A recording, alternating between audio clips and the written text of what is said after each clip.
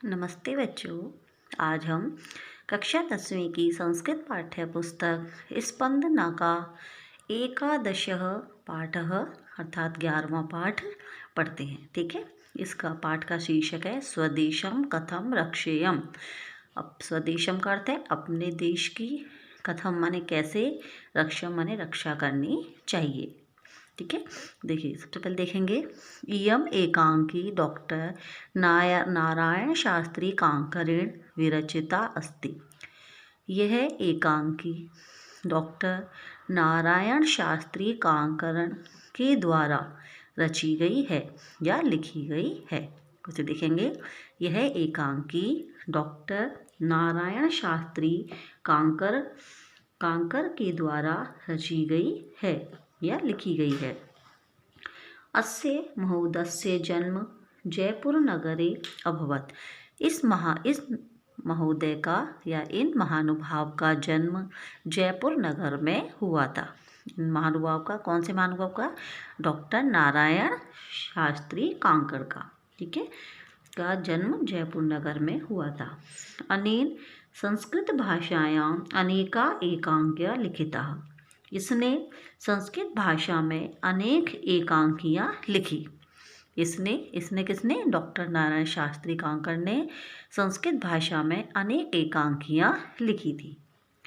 तासां संकलनम एकांकी संस्कृत नवरत्न सुषमा नामके अनेन एव विरचिते ग्रंथे अस्ति। तासां माने उनका संकलन एकांकी संस्कृत नवरत्न सुषमा नामक इन्हीं के द्वारा लिखे गए ग्रंथ में है। उनका संकलन किनका? जो उन्होंने संस्कृत भाषा में अनेक एकांकियाँ लिखी ना, उनका संकलन एकांकी संस्कृत नवरत्न सुषमा नामक इन्हीं के द्वारा लिखे गए एक ग्रंथ में है। जो इन्होंने अनेक एकांकियाँ लिखी थी, उन सभी का वर्णन इन्होंने एकांकी संस्कृत नवरत्न सुषमा नामक एक ग्रंथ जो लिखा था, उसके अंदर उन्होंने अपनी सभी एकांकियों का वर्णन किया है। अकबरेण सह युद्धं कुर्वन् धन अभावे सैन्यशक्त्यभावे खिन्नः महाराणा प्रतापः स्वदेशं परित्यक्तुं समुद्धतः भवति। अकबर के साथ युद्ध करते हुए धनाभावे, धन की कमी में, सैन्य शक्ति अभावे, और सैन्य शक्ति यानी सेना की शक्ति के अभाव से दुखी, किन अर्थात दुखी, महाराणा प्रताप अपने देश को छोड़ने के लिए तैयार हो जाता है। फिर देखेंगे, अकबर के साथ युद्ध करते हुए धन के अभाव में और सैन्य शक्ति के अभाव से दुखी महाराणा प्रताप अपने देश को छोड़ने के लिए, परित्यक्तुम माने छोड़ने के लिए या त्यागने के लिए तैयार हो जाता है। समुद्यत माने तैयार हो जाता है। तस्मिन् अवसरे मेवाड़ मंत्री भामाशाह आगत्य स्वकीयां विपुलां धनराशिं देशस्य स्वातंत्रतायै प्रतापाय समर्पयति। तस्मिन् अवसरे यानी उसी समय या उसी अवसर पर मेवाड़ के मंत्री भामाशाह आकर अपनी अत्यधिक, विपुला माने अत्यधिक धनराशि देश की स्वतंत्रता के लिए प्रताप को समर्पित कर देता है, अर्थात दे देता है। उसी समय कब? जबकि महाराणा प्रताप अपने देश को छोड़ने के लिए तैयार हो जाते हैं, तब उसी समय मेवाड़ के मंत्री भामाशाह आकर अपनी अत्यधिक धनराशि को देश की स्वतंत्रता के लिए प्रताप को समर्पित कर देता है। अर्थात जो उनके पास अपनी धनराशि थी, बहुत अधिक धन था, उसको वो प्रताप को देने के लिए तैयार हो जाता है या दे देता है। इत्यस्मिन् एकांके रूपके महाराणा प्रतापस्य कर्तव्य बुद्धि, स्वराष्ट्रस्य स्वतंत्रतायै दृढ़ इच्छा शक्ति, स्वाभिमानं, भामाशाहस्य उदारता, देश रक्षायै स्वसंपत्ति समर्पणं च इत्यमेवादय विशिष्टा गुणा वर्णिता सन्ति। इत्यस्मिन् एकांकी रूपके, इस प्रकार इस एकांकी रूपक में महाराणा प्रताप की कर्तव्य बुद्धि, अपने राष्ट्र की स्वतंत्रता के लिए दृढ़ इच्छा शक्ति, स्वाभिमान, भामाशाह की उदारता, देश रक्षा के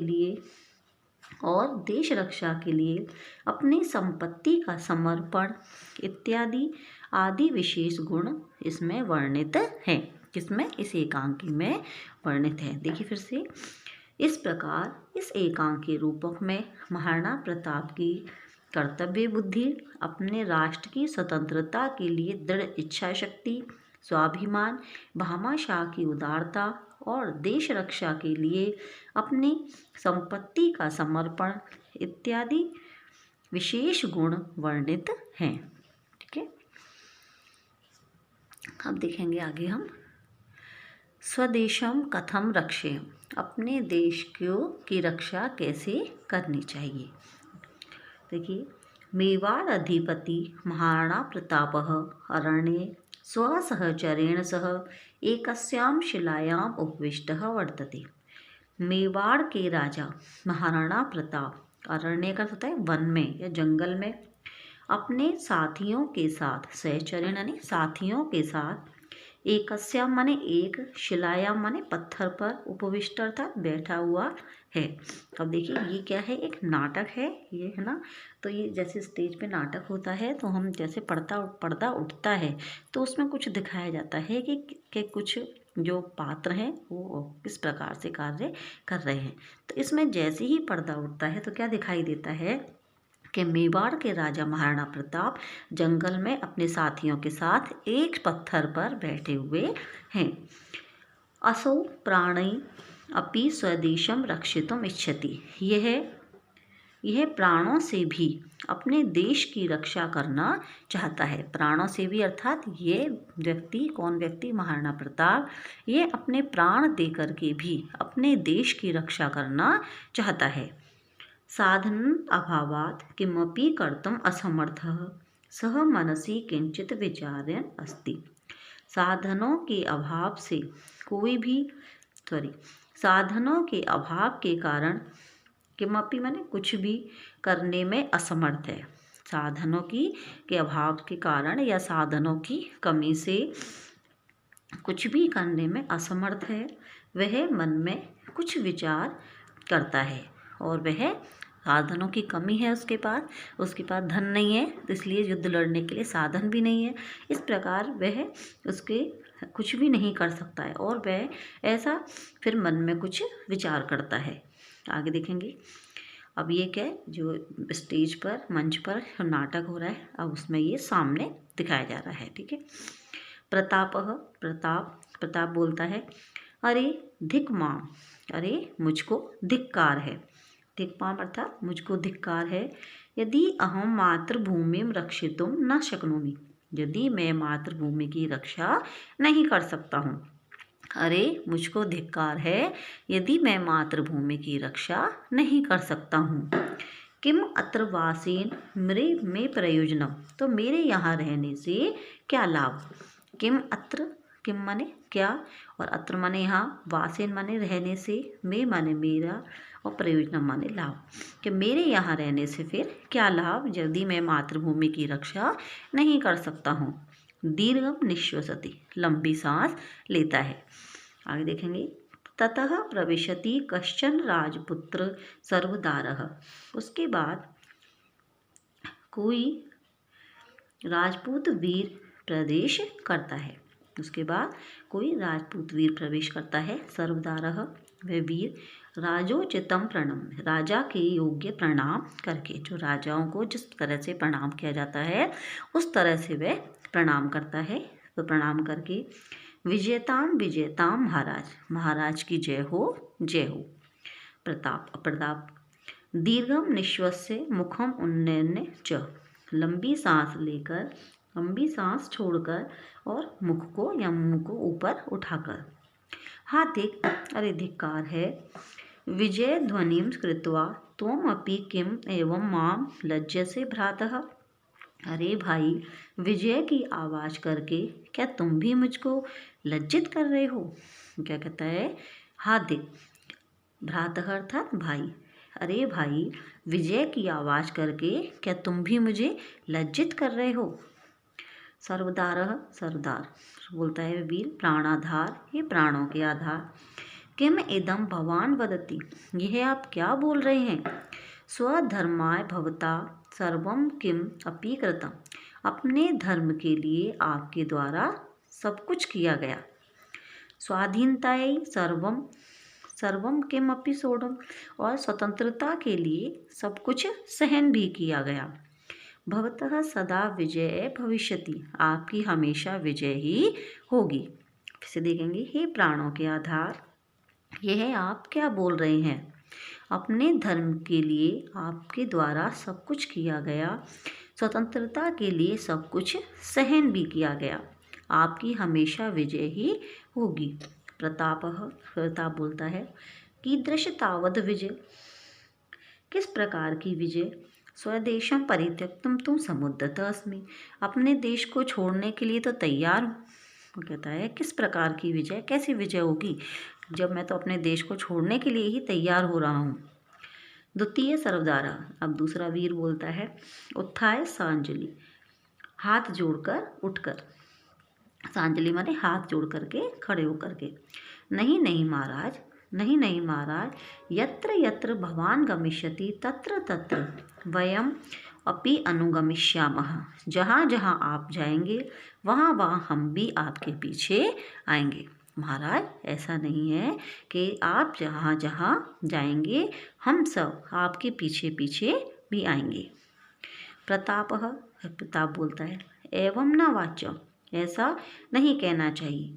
भवन्तः अत्र स्थित्वा एव मातृभूमि सेवां कुर्वन्तु, आप सभी यहाँ रहकर ही मातृभूमि की रक्षा करिए। तो कहता है नहीं नहीं, ऐसा नहीं है कि तुम भी मेरे पीछे पीछे आओगे, ऐसा नहीं होता है कि तुम सब यहीं रहो और यहाँ रह कर के ही मातृभूमि की सेवा करो।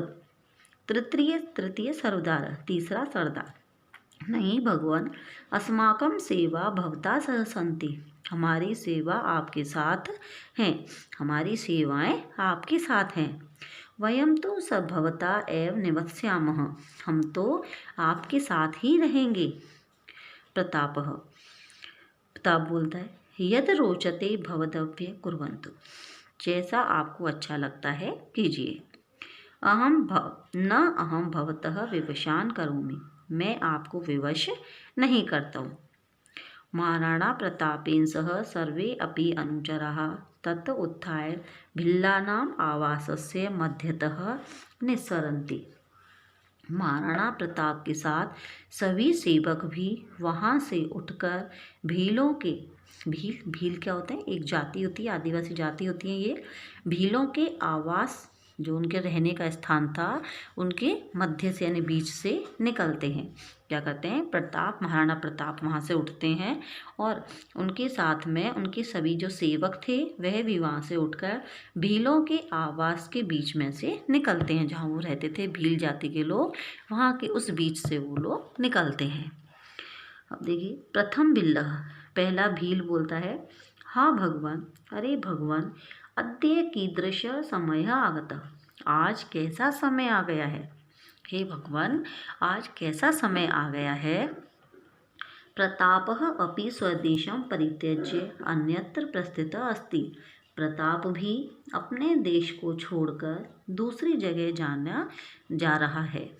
फिर से देखेंगे, हे भगवान, आज कैसा समय आ गया है कि महाराणा प्रताप भी अपने देश को छोड़कर दूसरी जगह पर जा रहा है। क्यों ऐसी स्थिति पैदा हुई है कि प्रताप को भी अपने इस देश को छोड़ करके वहाँ से जाना पड़ रहा है और वह कुछ भी नहीं कर पा रहा है। द्वितीय भील, अब दूसरा भील बोलता है, न जाने अस्य मेवाड़ देशस्य भाग्ये किम लिखितम अस्ति, न जाने इस मेवाड़ देश के भाग्य में क्या लिखा है। दूसरा भील क्या बोलता है कि न जाने इस मेवाड़ देश के भाग्य में क्या लिखा है। हे दीनदयाल, हे परमेश्वर, त्वम अपि अद्य इयान निष्ठुर कथम जाता, हे दीनदयाल, हे दीनों के स्वामी, हे परमेश्वर, तुम भी आज इतने कठोर कैसे हो गए। वो कहते हैं, अब वो भील जो कहते हैं कि हे ईश्वर, हे परमात्मा, कि तुम भी आज इतने कठोर कैसे हो गए कि देश का राजा जो है वो यहाँ से जाने के लिए तैयार हो रहा है और तुम ये सब कुछ देख रहे हो। तृतीय भील, तीसरा भील, हा धिक, अरे धिक्कार है। वराकस्य समीपे न जीवन सामग्री न च युद्ध सामग्री अविद्यते। अरे धिक्कार है, बेचारे के पास में ना तो जीवन सामग्री है और ना ही युद्ध के लिए सामग्री विद्यमान है। मातृभूमि दुर्दशाम स्वचक्षुषा कथम दृक्ष्यामः। मातृभूमि की दुर्दशा स्वचक्षुषा यानी अपनी आँखों से कैसे देखेंगे। फिर से देखो, अरे बेचारे के पास में ना तो जीवन सामग्री अर्थात जीवन जीने के लिए जो जरूरी सामग्री होती है, जिसकी वस्तुओं की आवश्यकता होती है, ना तो वो है उसके पास और ना ही युद्ध लड़ने के लिए युद्ध की सामग्री है। तो मातृभूमि की दुर्दशा वे अपनी आंखों से कैसे देखेंगे। रोदिति, ऐसा कह करके वह भी रोने लग जाता है। बिल्लाना प्रलापम श्रुत्वा, भीलों के दुखी आवाज को सुनकर। एक सहचर, एक सहचर जो महाराणा प्रताप के जो सेवक थे उनमें से एक साथी बोलता है, हा धिक, अरे धिक्कार है। एते बिल्लाह सत्यम एव वदंती, ये भील सत्य ही बोल रहे हैं। वो क्या कहता है, उनका साथी जो महाराणा प्रताप का उनमें से एक बोलता है कि ये जो भील हैं वह सत्य ही बोल रहे हैं। अयम समय देशाय धर्माय च न शोभनः, यह समय देश के लिए और धर्म के लिए अच्छा नहीं है। क्या बोल रहे हैं कि यह समय देश के लिए धर्म के लिए अच्छा नहीं है। परम किम क्रियते, परंतु क्या किया जाए। असीम निस्सारे प्रतापाय ददत्, तलवार निकाल करके प्रताप को देता है।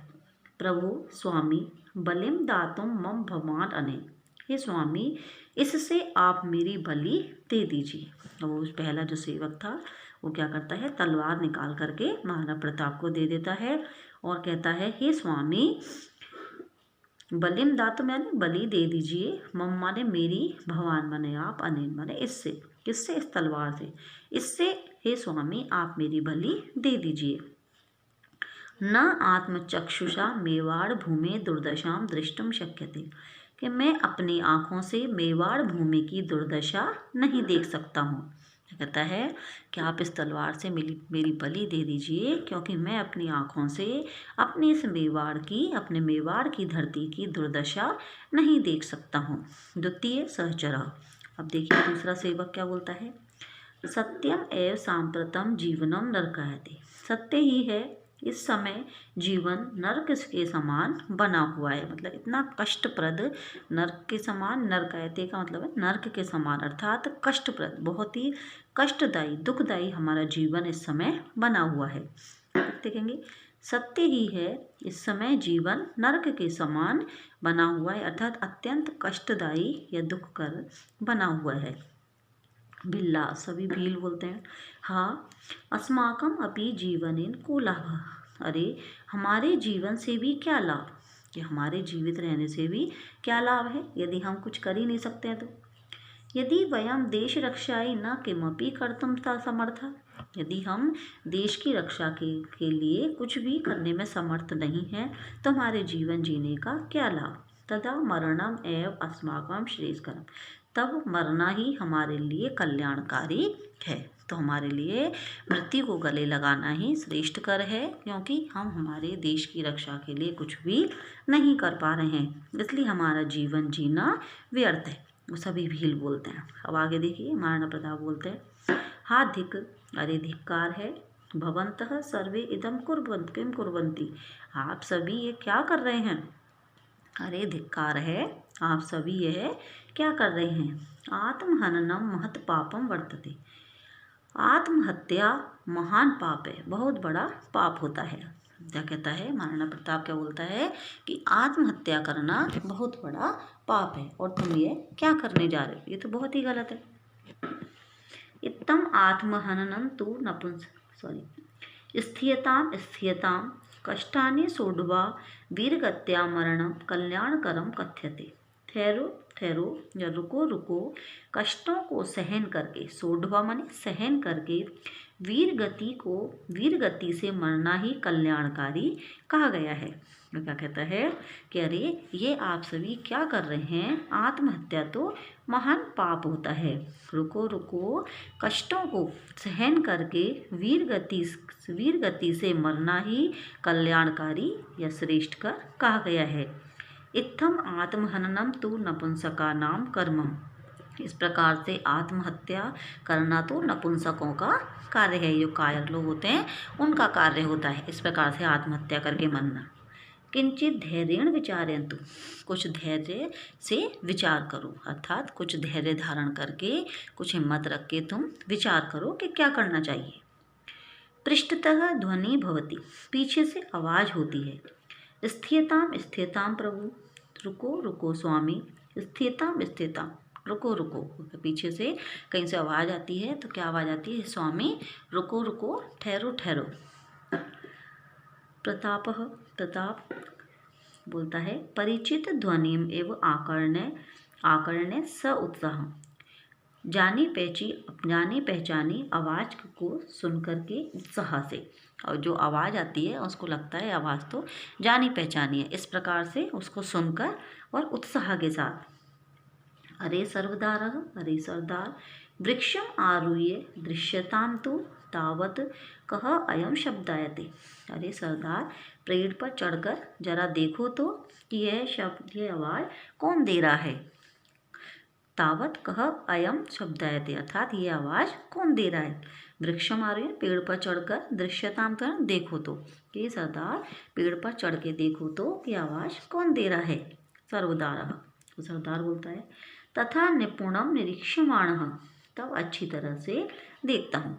ठीक है, तो अब वो सरदार कहता है ठीक है, मैं पेड़ पे चढ़ करके अच्छी तरह से देखता हूँ। महाराज, मेवाड़ मंत्री भामाशाह एवं कश्चन आगच्छन प्रतीयते। महाराज, मेवाड़ के मंत्री भामाशाह के जैसा कोई आता हुआ प्रतीत हो रहा है या मालूम हो रहा है। क्या कहता है कि हे महाराज, कि मेवाड़ के मंत्री भामाशाह के जैसा कोई आता हुआ प्रतीत हो रहा है। प्रताप, किम उक्तम, अरे क्या कहा भामाशाह। तस्य कथम इदम ज्ञातम अभूत, उसे यह कैसे मालूम हुआ। तस्य मन उसको, उसे यह कैसे मालूम हुआ। अस्तु तावत, ठीक है, प्रतीक्षा महितम, ठीक है, तब तक हम उसकी प्रतीक्षा करते हैं, तब तक मैं उसकी प्रतीक्षा यहीं पर करता हूँ। भामाशाह धनराशि ग्रंथिम आदाय आयति, भामाशाह धन राशि की पोटली को लेकर आता है। जो भामाशाह होता है वह धन राशि की, अर्थात उसके जिसमें एक पोटली लेके आता है, इसके अंदर बहुत सारा धन था। ठीक है, धन की पोटली को लेकर के आता है। ठीक है, हम यहीं तक पढ़ेंगे, यहाँ से हम बाद में पढ़ेंगे। ठीक है, आप यहाँ तक पढ़ करके देखेंगे और कोई समस्या हो तो आप उसे अपना पूछ सकते हैं। ठीक है, धन्यवाद।